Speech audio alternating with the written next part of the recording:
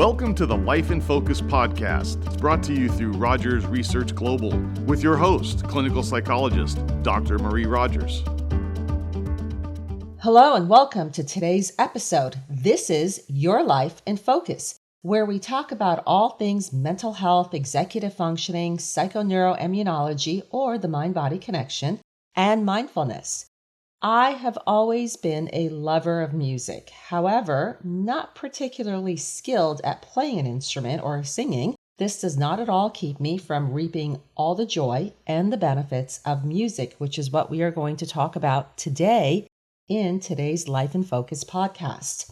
I am also particularly attuned to how sounds affect my being, many times carefully and mindfully choosing to incorporate certain sounds or placing myself where I can hear certain sounds so as to enhance my mood and my life. I do this by taking a walk in nature and allowing myself to hear the sounds that naturally occur in my outside world. Today's podcast is based on the article that I published on LinkedIn a few years back. It's one that has received quite a bit of attention and feedback and has been quite a crowd pleaser, titled The Healing Benefits of Sound and Music, Enhancing Mood, Energy, and Well-Being. You can find the full article just by hopping on my LinkedIn at Marie T. Rogers, PhD. You'll find it under Published Articles, and if you'd like to connect, then just send me a connection request. Whether we travel around the world or back in time, we will find music. Music has been known to capture a mood, punctuate an experience, stamp a time. To enjoy, you neither need formal training in theory nor practice. Music is available for all to enjoy. Music plays an integral role in our lives, in our everyday lives, and it knows no age, no time, or cultural bounds. From our first days to our last, the love for and appreciation of music prevail, spontaneously and effortlessly. It has a distinct and unique ability to evoke emotions, trigger memories, and magnify social experiences. This can be a high school dance, beach party, cross-country or highway drive, graduation, wedding, or any other memorable event. We celebrate using music.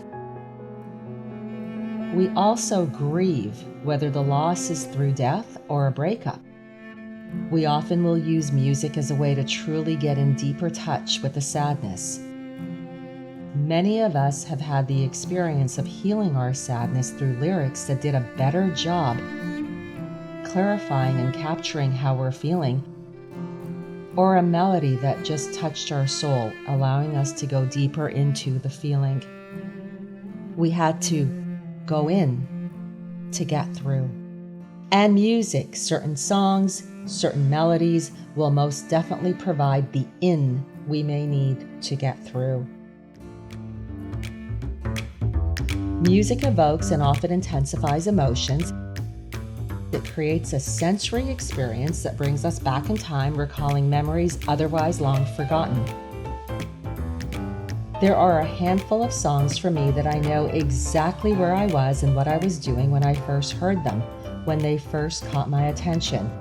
To this day, and this can be some 45 years later, I can still remember the details upon first hearing the song or piece of music and how it touched me.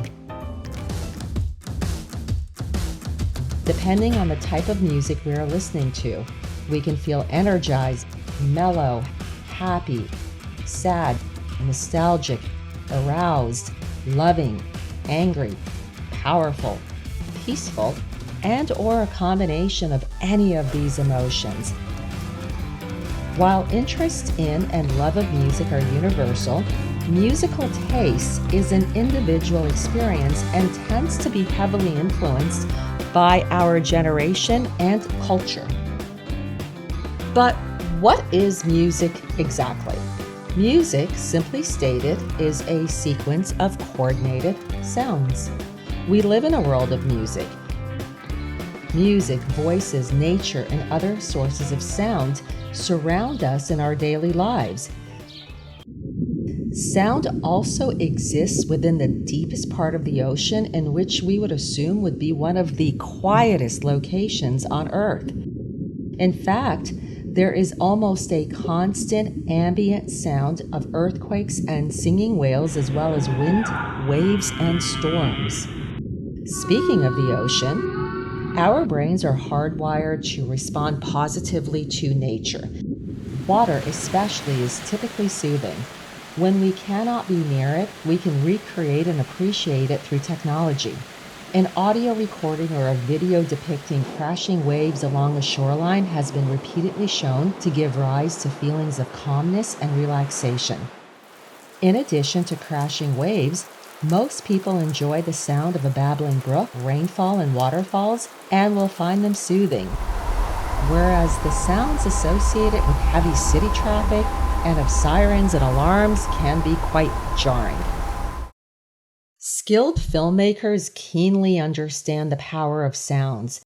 They can create and/or manipulate our emotions with the power of sound. Audio, strategically layered, affects visceral reactions and the contextual information the viewer is able to comprehend about a film's subject matter. If you don't believe me or haven't noticed that, the next time you watch a movie, pay attention to how background sounds are integrated into the film.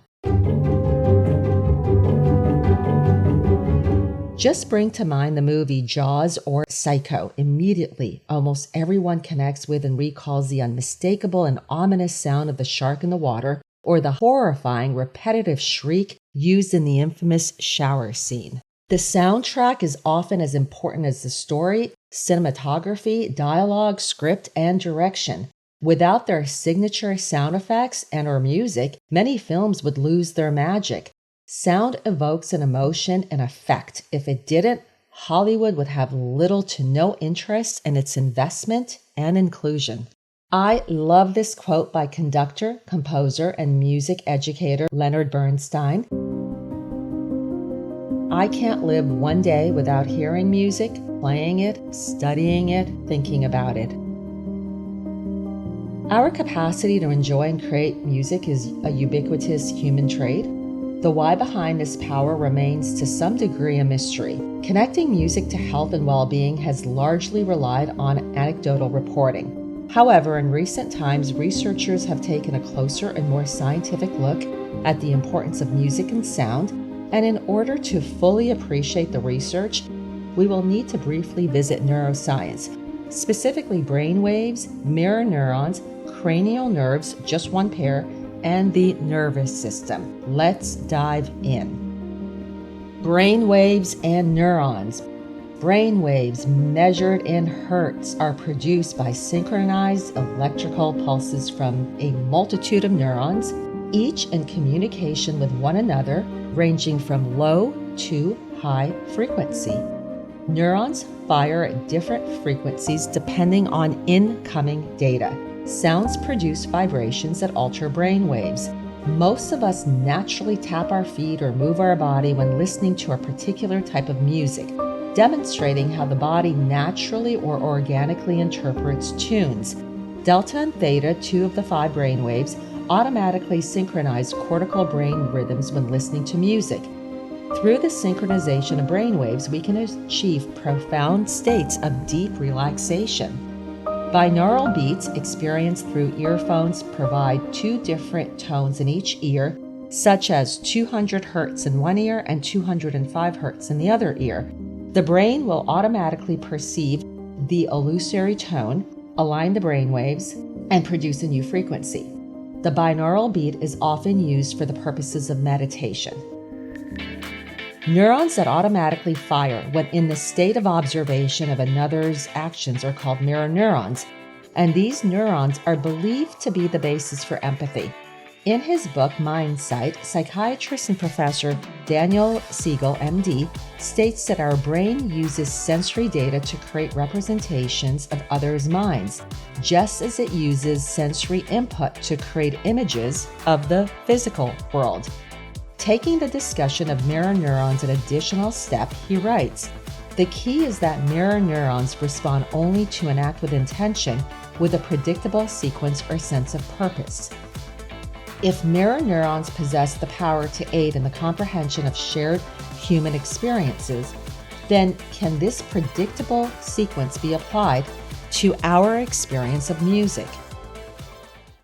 Connecting these two concepts are researchers Overy and Molnar-Sachs in their proposition that the human mirror neuron system allows for co-representation and sharing of a musical experience between agent and listener in their published 2009 article, Being Together in Time, Musical Experience and the Mirror Neuron System.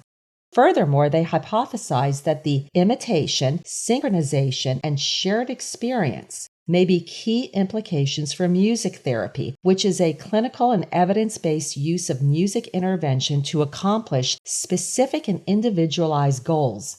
Music therapy, provided by a qualified music therapist, addresses physical, emotional, and cognitive needs and is being used in hospitals, schools, nursing homes, and mental health centers. We just briefly covered brain waves and neurons, specifically mirror neurons. Now let's briefly get into the parasympathetic and sympathetic nervous systems. But before entering into the autonomic nervous system, which is where these two belong, let's get into the cranial nerves. Connecting our brain to different parts of our head, neck, and trunk are the 12 pairs of cranial nerves, each named for their structure and function. For the purpose of this podcast, we will discuss the 10th cranial nerve, the vagus nerve. Possessing both sensory and motor functions, it is the longest cranial nerve in the body, extending from head to abdomen. It communicates information from the ear canal, which contains the vestibular cochlear nerve and parts of the throat. The throat plays an important role in the calming of the nervous system. By just simply humming, whether a tune or the equivalent of the Om mantra familiar to yoga practitioners, the vagus nerve will be stimulated. Why does this matter? The vagus nerve is the fundamental regulator of the parasympathetic nervous system. Its stimulation is directly associated with the achievement of relaxation. The parasympathetic nervous system is responsible for rest and digest, and its counterpart, the sympathetic nervous system, is responsible for flight or fight or freeze. Both the parasympathetic and the sympathetic nervous system are part of the autonomic nervous system, as stated earlier. An easy way to remember autonomic nervous system is to connect automatic with autonomic. The automatic nervous system, or the autonomic nervous system, automatically regulates certain body processes, such as breathing, blood pressure, and digestive glands, to name a few, without any conscious effort on our part. The parasympathetic nervous system and the sympathetic nervous system were created to work in partnership, ensuring the restoration and protection of our bodies. The parasympathetic nervous system is responsible for bringing a state of restorative calmness, and through the innervation of the vagus nerve, it releases an assortment of hormones and enzymes that directly link to the enhancement of immune functioning. For example, listening to music we enjoy releases dopamine, the feel-good hormone. As a bit of an aside, dopamine belongs to the neurotransmitter family called monoamines. In that family is also serotonin. We typically hear of serotonin and its relationship to depression. Back to the parasympathetic nervous system and the vagus nerve and humming and the throat area. Additional benefits include a reduction in inflammation, improvement in memory, feelings of relaxation, and reduction in aches and pains, especially headaches. However, in modern times, the partnership between the sympathetic nervous system, again fight or flight, and the parasympathetic nervous system, rest and digest, it's become off balance. It has shifted from a synchronistic, mutually beneficial system to one in which the sympathetic nervous system has hijacked the relationship, working long hours, depleting our bodies of health, energy, and focus. In short, we feel dysregulated, we feel out of balance. We have created lifestyles and engaged in habits that are making it harder for the parasympathetic nervous system to resume control, as chronic states of stress warn the brain to maintain vigilance and alertness. It alerts us to danger. Over time, the hypervigilance can easily turn into frustration, which is your on-ramp onto anger. When you drop the letter D from the word danger, you're left with the word anger. Anger at yourself, your relationships, your world, etc. We cannot live lacking in balance. We are overworked, overscheduled, and overstimulated.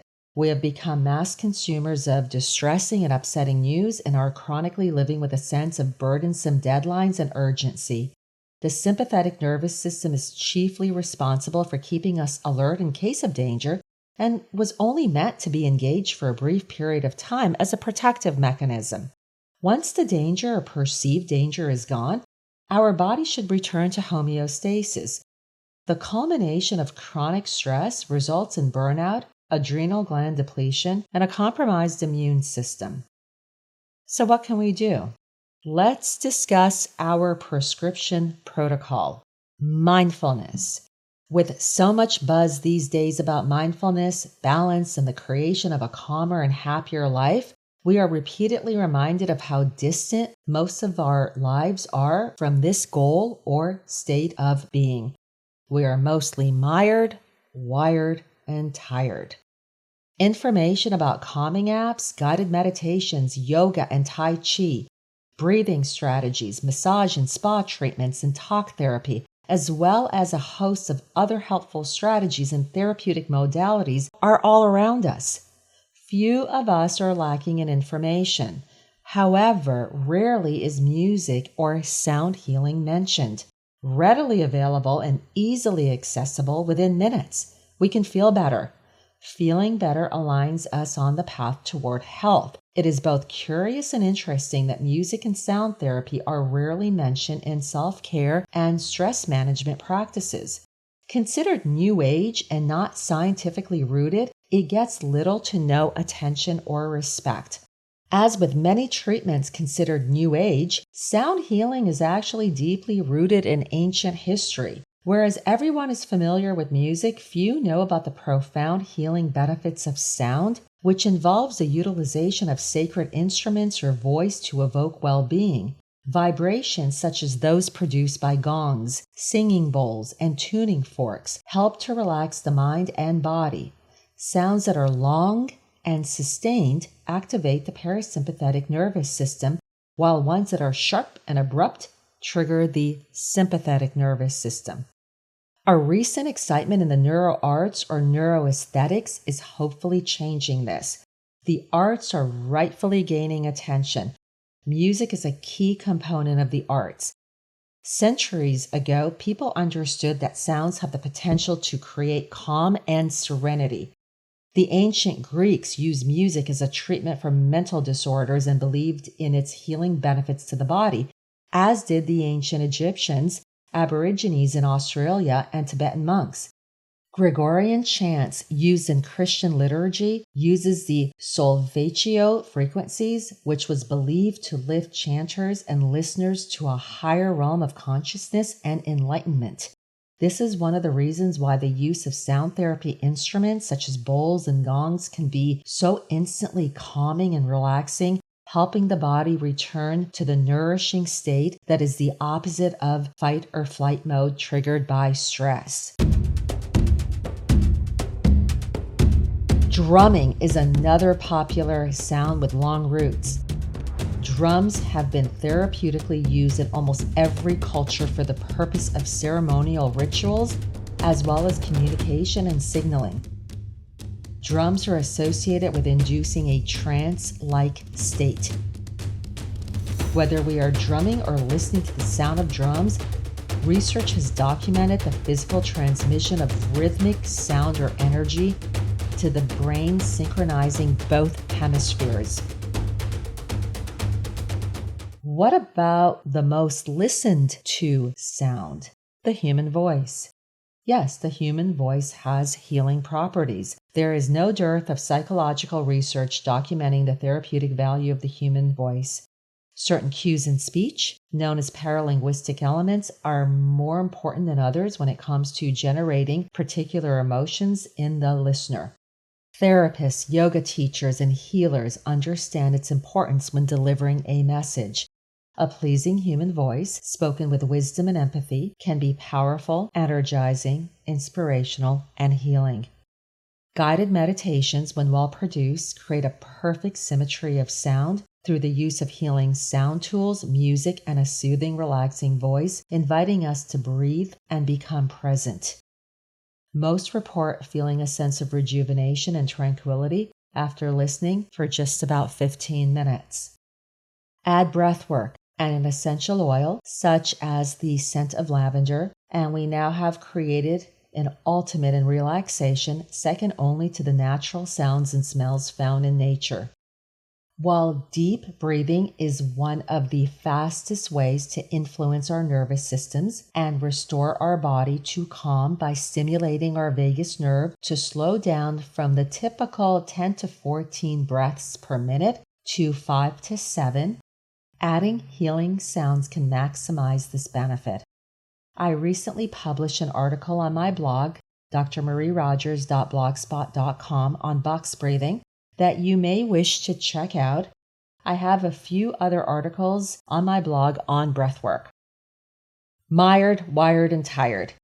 Telltale signs often signaling an overactive sympathetic nervous system include memory and concentration problems, racing or anxious thoughts, moodiness, irritability, agitation, feeling overwhelmed, depression, increase in rapid weight gain, body aches and pain, rapid heartbeat, chest pain, GI distress such as diarrhea and constipation, nausea, dizziness, low energy, increased tendency to catch a cold or flu, meaning a lower immune system, fatigue, foggy thinking, procrastination, addictions, and non-restorative sleep.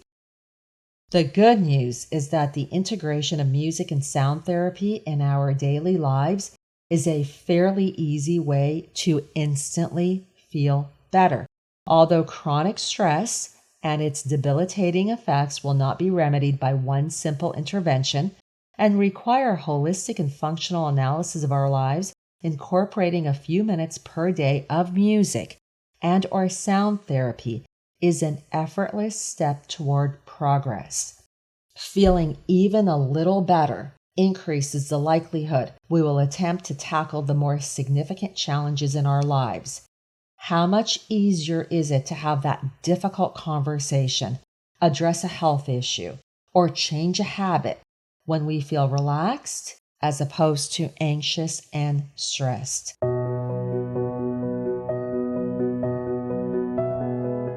The doctor's prescription in the future, inspired by medicine from the past, may involve 15 or more minutes of healing music as needed per day.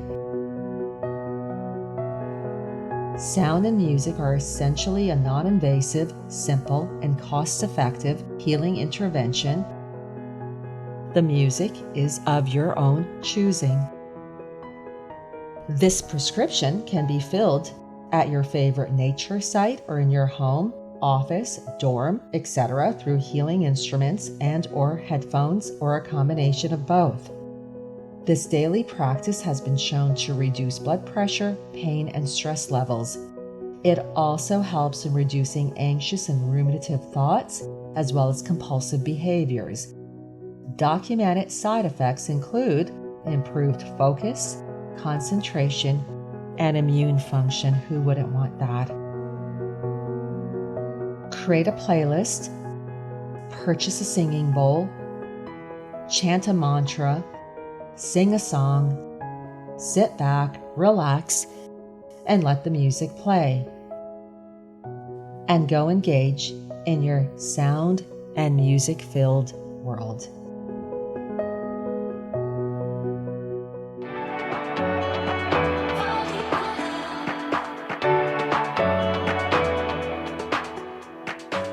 The information presented is intended for general knowledge and is not a substitute for medical advice or treatment. As with most things in life, there isn't a magic pill or cure-all, but there are strategies to help regain control of your life. If you'd like to read or learn more about today's and other related topics, please visit drmarierogers.blogspot.com. Dr. Rogers' Life in Focus, a self-discovery journal for powerful transformation, is currently available on Amazon, Barnes & Noble, and bookbaby.com.